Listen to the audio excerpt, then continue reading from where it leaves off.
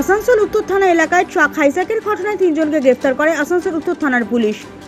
এদিন ধৃতদের নিয়ে সাংবাদিক বৈঠক করেন ডিসিপি সেন্ট্রাল ধ্রুব দাস।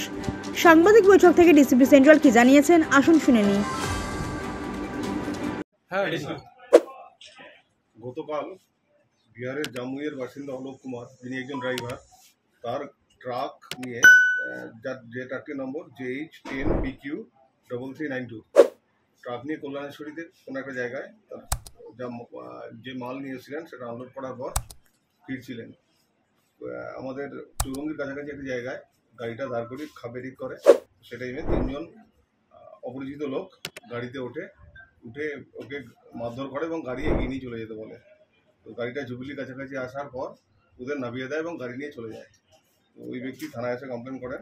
আমরা একটা স্পেসিফিক কেস স্টার্ট করি এবং ইনভেস্টিগেশনের চলাকালীন আমরা সোর্স ইনফরমেশন পাই যে ভানোড়া কলিয়ারির আশেপাশে ট্রাকটাকে দেখা গেছে। তখন আমাদের পুলিশ টিম ওখানে যায়, ওই ট্রাকটাকে পায় এবং সঙ্গে যে 3 জন ট্রাকটাকে ছিনতাই করেছিল, স্ন্যাচ করেছিল, তাদের আমরা ধরি এবং তাদের আজকে আমরা আমাদের কোর্টে ফরওয়ার্ড করছি এবং পুলিশ রিমান্ডে নেব।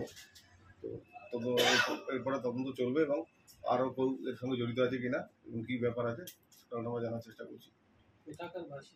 এরা প্রত্যেকেই আপনার বিহারের, এরা প্রত্যেকে পুরুলিয়ার বাসিন্দা। এদের নাম আছে শেখ আরমান, শেখ মুশারফ, শেখ নাইম। এই 3 জন অ্যারেস্ট হয়েছে। এটা এখনই বলা যাবে না, আমাদের যা তদন্ত চলছে। ট্রাকে কি মাল ছিল? ট্রাক ফাঁকা ট্রাক ছিল। এরা ট্রাকটা কিছু আয়রন ছিল যেটা ওরা কল্যাণেশ্বরীতে আনলোড করে ফিরছিল। না, এটা এখনো আমরা থেকে পাইনি। আমরা জাস্ট অ্যারেস্ট হয়েছে, ফরওয়ার্ড করছি, পরবর্তীতে আমরা দেখবো কি কেস আছে। এর আগেও ট্রাক হাইজ্যাকিং এর ঘটনা ঘটেছে এবং নট সাকসেস পেয়েছিল। তো কোনো এলাকায় কি সক্রিয় রয়েছে কোনো চক্র, মানে ট্রাক হাইজ্যাকিং? এর আগেও ডেফিনেটলি প্রিভিয়াস কিছু কেস ছিল, সেগুলো আমরা ডিটেক্ট করেছি, অ্যারেস্ট করেছি। এটাও আর একটা কেস আমরা সবেমাত্র অ্যারেস্ট করেছি। তো ডেফিনেটলি এখানে এসে ওরা করেছে, সেটা তো আমরা অস্বীকার করতে পারবো না। বাট দেখছি আর কোনো চক্র আছে কিনা। শুধু কি ট্রাক হাইজ্যাক না আরো বিভিন্ন সাথে এরা জড়িত আছে?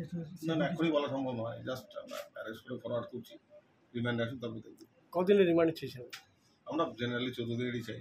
এই ধরনের ক্রাইমে যারা জড়িত থাকে তাদের আমরা 14 দিনের রিমান্ড চাই। কতদিন অ্যালাউ করে দেখা যাক।